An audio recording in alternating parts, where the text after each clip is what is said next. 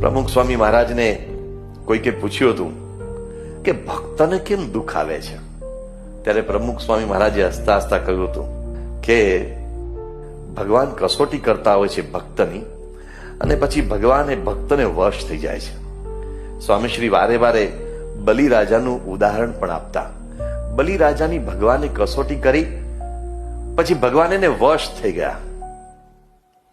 ભગવાન સ્વામિનારાયણે પણ વચનામૃતમાં તેનો નિર્દેશ આપ્યો છે. સાચા ભક્તને જેમ વધારે કસોટી થાય એમ રાજી થાય છે. એટલે ભક્તોને આવો વિશ્વાસ હોય છે, એ અકળાઈ જતા નથી. આ બધા ભૌતિક દુઃખોની જેમ આધ્યાત્મિક દુઃખો પણ હોય છે.